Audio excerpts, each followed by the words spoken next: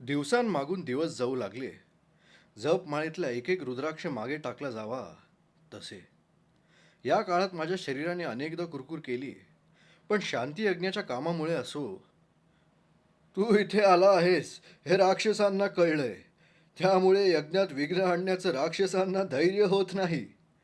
अशा शब्दांनी अंगिरस ऋषी वारंवार माझा गौरव करीत असल्यामुळे असो, आश्रमात मनुष्य तिथल्या वाऱ्या इतकं स्वच्छंद आणि हरिणा इतकं निश्चिंत होतं म्हणून असो, अथवा कच्छ तेजस्वी विचारी आणि बहुश्रुत ऋषिकुमारच्या मैत्रीचा लाभ झाल्यामुळे असो, प्रत्येक वेळी माझ्या शरीराची कुरकूर दुसऱ्या कुठल्या तरी आनंदात मला ऐकू येईनाशी होई. मंत्रघोषात रातकिड्यांची किरकिर ऐकू येत नाही ना, तशी. शांतियज्ञाचा प्रमुख ऋत्विज म्हणून सकाळपासून संध्याकाळपर्यंत कच केवळ जलपान करून राही. यज्ञाचा मुख्य संरक्षक या दृष्टीने या व्रताचे मीही पालन करायला हवे होते, पण अंगिरस ऋषींनी माझ्या शरीररक्षकातील 6 माणसे निवडली. ते 6 आणि मी अशा 7 एक एक दिवस सूर्योदयापासून सूर्यास्तापर्यंत नुसत्या पाण्यावर राहावे लागले. आठवड्याला तो दिवस मला फार कठीण वाटे. राहून राहून भूक मला अस्वस्थ करी. मृगेत किंवा अश्वमेधाच्या भ्रमंतीत माझे भोजन वेळेवर होत असे थोडीच आहे. पण त्यावेळी मन दुसऱ्या उन्मादात गुंग असे. त्यामुळे भुकेची त्याला अशी आठवण होत नसे. माझ्या उपवासाच्या दिवशी तर राक्षसांनी यज्ञावर आक्रमण करावे अशी विलक्षण इच्छा मनात निर्माण होई. त्यामुळे आपला सारा दिवस त्यांच्याशी युद्ध करण्यात निघून जाईल आणि त्या नादात क्षुधेच्या विचित्र टोचणीचा आपल्याला विसर पडेल असे मला वाटे. पण तसे कधीच घडले नाही.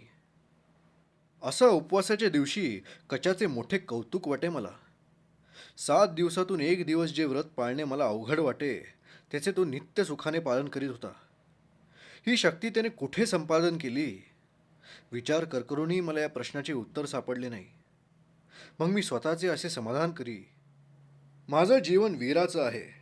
शरीर हा वीराच्या पराक्रमाचा मुख्य आधार. ते शरीर पुष्ट आणि तुष्ट करायला आपण लहानपणापासून शिकलो, म्हणून क्षुधेवर आपल्याला विजय मिळविता येत नाही. कचाची गोष्ट निराळी आहे. ऋषीचे बाहू वाळलेल्या लाकडासारखे असेल तरी चालतं. वीराचे बाहू लोखंडाच्या कांबीसारखे असले पाहिजेत. कचाप्रमाणे आपल्याला क्षुधेवर विजय मिळवता येत नाही हे खरं आहे, पण त्यात कमीपणा कसला आला आहे? अश्वमेधाचा घोडा घेऊन कच आर्यवर्तभर फिरू शकेल काय? त्याचं शरीर तपामुळे तेजपुंज दिसतं, तारुण्यामुळे सुंदर भासतं, पण प्राण गेला तरी धनुष्याला बाण काही लावता येणार नाही त्याला. कचाचे वेगळेपण केवळ माझ्या उपवासाच्या दिवशीच मला जाणवे असे नाही. वारंवार या नाहीत्या रूपाने ते प्रगट होई. काही वेळा ते डोळ्यात भरे, काही वेळा ते डोळे दिपवून टाकी. यज्ञाचा मुख्य भाग निर्विघ्नपणे पार पडताच अंगिरसांनी आश्रमात 3 दिवस उत्सव साजरा केला. त्या उत्सवात कचाने एखाद्या लहान मुलाप्रमाणे भाग घेतला. संगीतात त्याची चांगलीच गती होती. पोहताना हा पूर्वजन्मी मासा तर नव्हता ना, असे वाटे. उत्सवातल्या एका गीतेच्या वेळी एक मूल रडू लागले. त्याच्या आईला सुद्धा ते गप्प करता येईना. कचाने ते मूल आईच्या मांडीवरून उचलले. जवळच जांभळाचा सडा पडला होता. त्यातली 1-2 जांभळे त्याने आपल्या तोंडात टाकली. लगेच आपली जांभळी जीभ बाहेर काढून त्याने ती त्या मुलाला दाखविली. ते आकांत करणारे मूल हा हा म्हणता हसू लागले. माकडासारखी जीभ बाहेर काढणारा हा पोरकट कच आणि शांती यज्ञाचे मंत्र अस्खलित वाणीने म्हणणारा पंडित कच हे दोघे एकच आहेत हे मी डोळ्यांनी पाहत होतो म्हणून बरे. नाहीतर एकाच माणसाची ही 2 रूपे आहेत ह्या गोष्टींवर माझा सहसा विश्वास बसला नसता. 2 रूपे? छे! कच बहुरूपी होता. त्याचे एक एक नवे नवे रूप दृष्टीला पडेल की मी गोंधळून जात असे. रात्री तो फलाहार करी, त्यावेळी मी त्याच्याशी गोष्टी करत बसे. एकदा सुंदर दिसणाऱ्या आणि गोड असणाऱ्या एका फळात त्याला कीड आढळली. त्याची हासरी मुद्रा एकदम गंभीर झाली. आपले हरिणासारखे विशाल पण सिंहासारखे निर्भय डोळे माझ्याकडे वळून तो म्हणाला,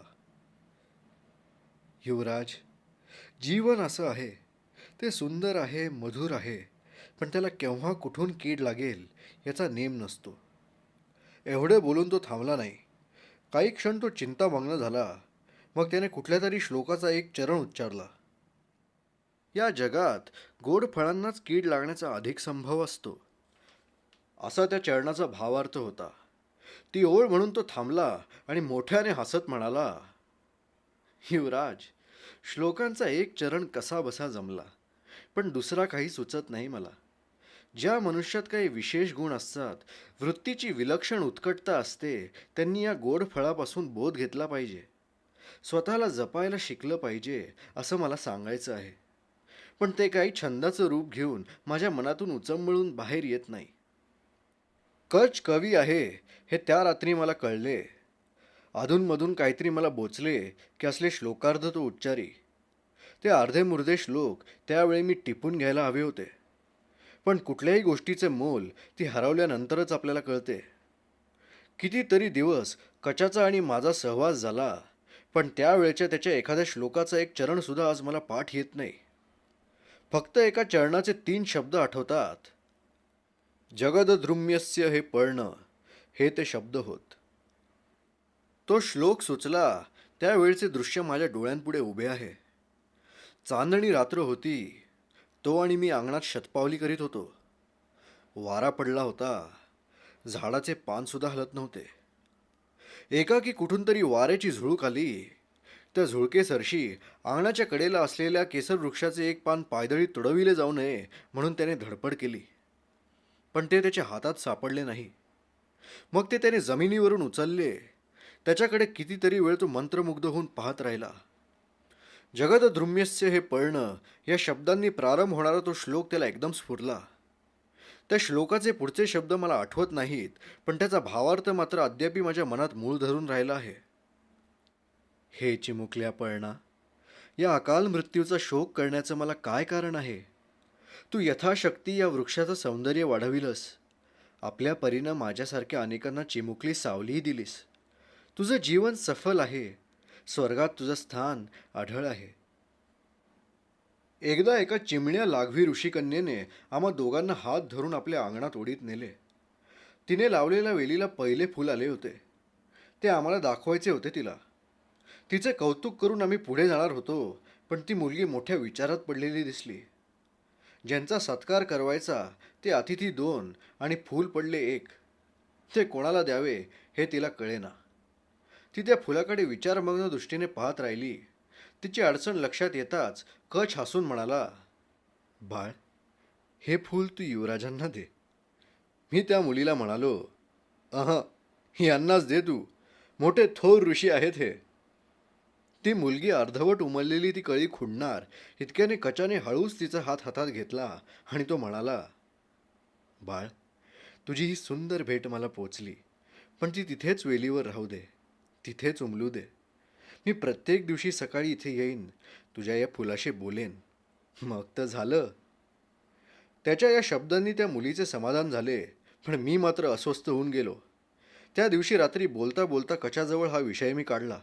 मी म्हणालो, ती कळी उद्या परवा पूर्ण उमलेल. 2-4 दिवस ते फूल वेलीवर हसत राहील.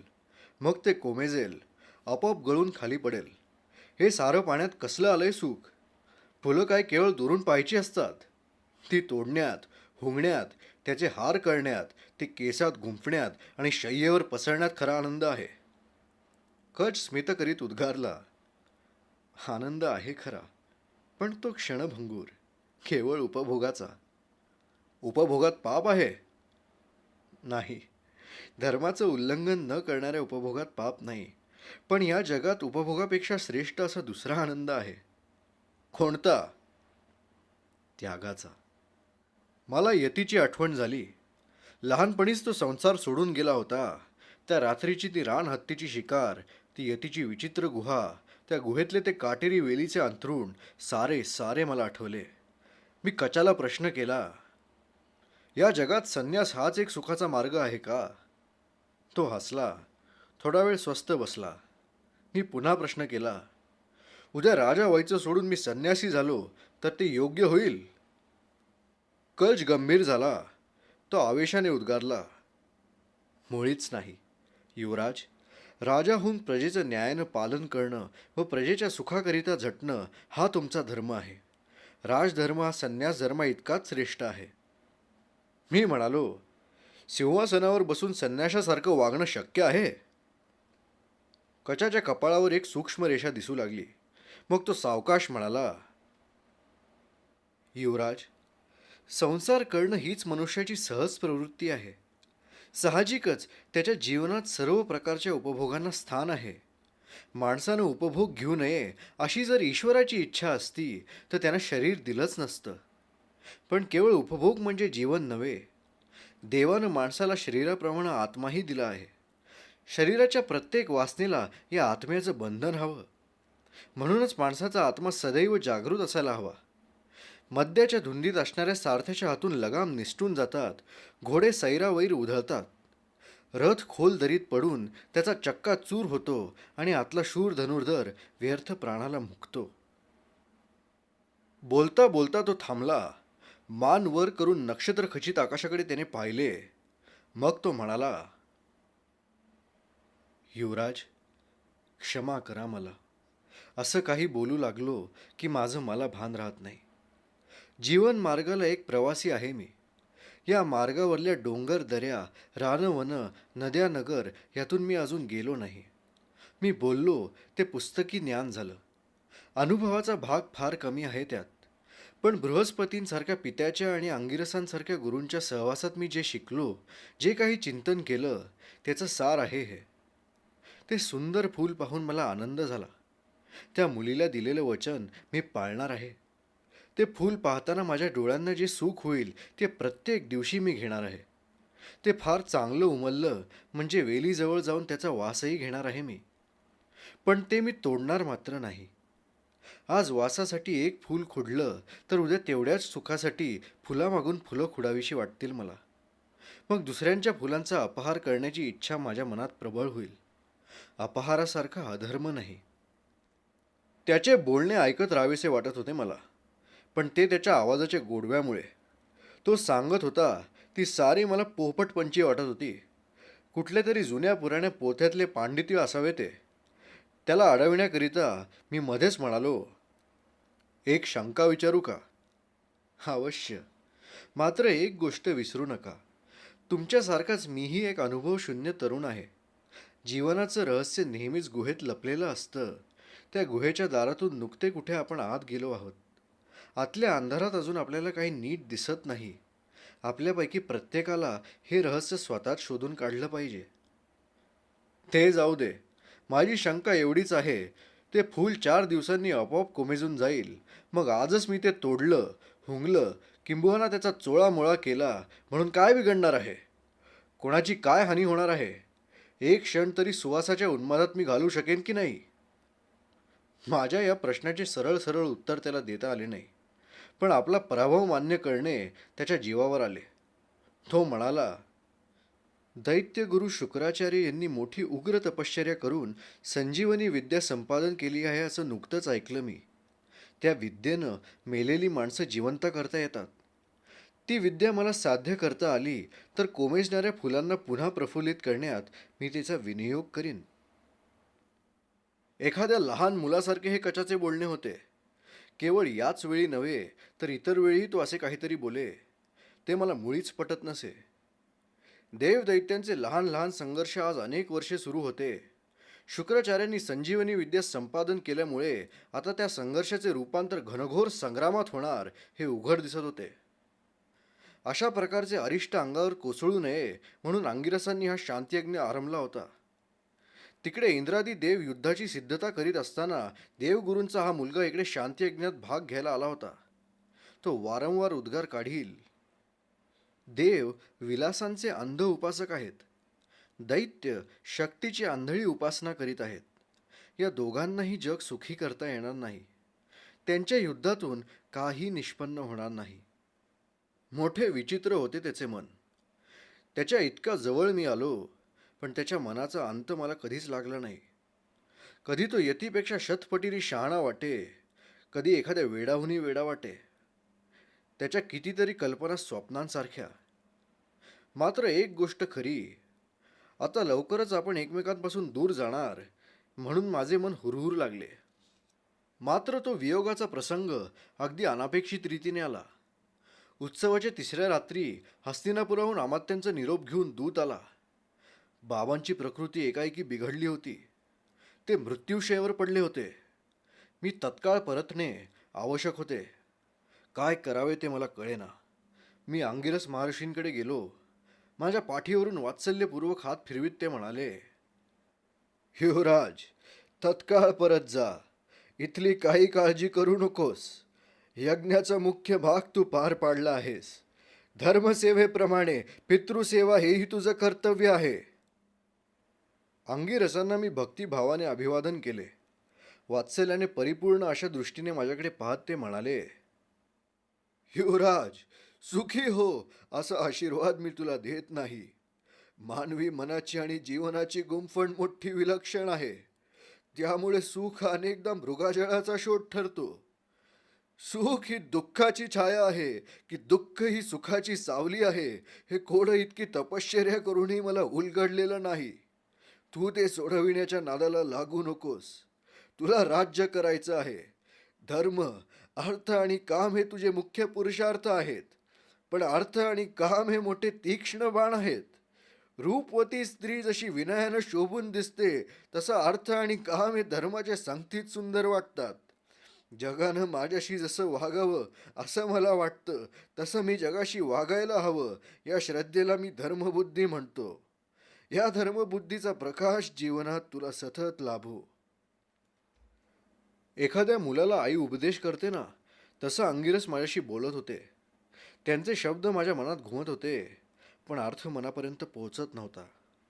बाबांच्या प्रकृतीच्या वार्तेने माझे मन उडून गेल्यासारखे झाले होते. नाही नाही त्या कल्पना मनात येत होत्या. कातर वेळेला कळकीच्या रानातून वाऱ्याने कणत घुमावे आणि ते घुमणे ऐकून लहान मुलाने भिवून जावे, तशी माझी स्थिती झाली होती.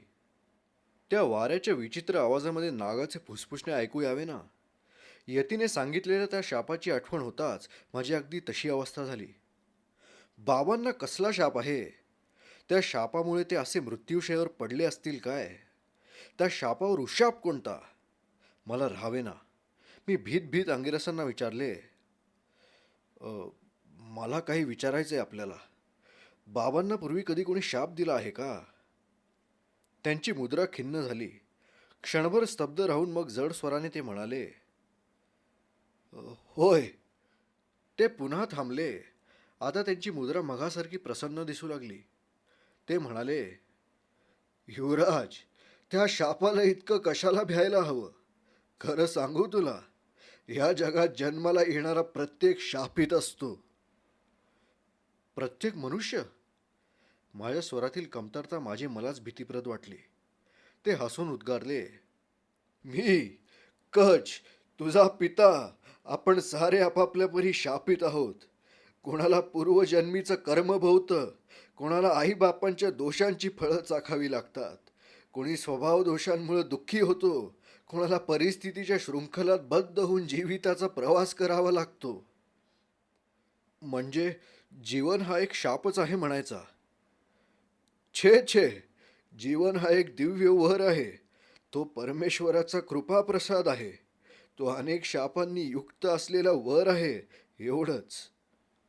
केवळ या शापित जीवनाचा अनुभव घेण्यासाठी मनुष्य या जगात येतो? नाही. हा शब्द गंभीरपणे उच्चारताना अंगिरसांच्या मुद्रेवर स्मित झळकले. शरद ऋतूमधील चांदण्यांसारखे भासले ते मला. मग मानवी जीवनाचा हेतू काय? या शापातून मुक्त होण्याचा प्रयत्न करणं. ययाती, इतर प्राण्यांना शारीरिक सुखदुःखांपलीकडची अनुभूती असत नाही. ती केवळ मनुष्याला मिळालेली देणगी आहे. या अनुभूतीच्या बळावरच मनुष्य पशुकोटीतून वर आला आहे. संस्कृतीच्या दुर्गम पर्वताची चढण तो चढत आहे. आज न उद्या तो त्या गिरीशिखरावर जाईल. मग या सर्व शापातून त्याचं जीवन मुक्त होईल. एक गोष्ट कधीही विसरू नकोस, शरीर सुख हा काही मानवी जीवनाचा मुख्य निकष नाही. तो निकष आहे आत्म्याचं समाधान. बोलता बोलता ते थांबले आणि म्हणाले, काय वेडा आहे मी. भलत्या वेळी तुला ब्रह्मज्ञानाच्या गोष्टी सांगत बसलो. क्षत्रियाचं धनुष्य आणि ब्राह्मणाची जीभ ही सदैव सज्ज असतात, हे खरं. निश्चिंत मनाने तू हस्तिनापूरला जा. तुझ्या पित्याला आराम वाटावा म्हणून मी नित्य प्रार्थना करीत राहीन. तुझा प्रवास निर्विघ्न हो. जा. शिवास्तो पंथान संतू.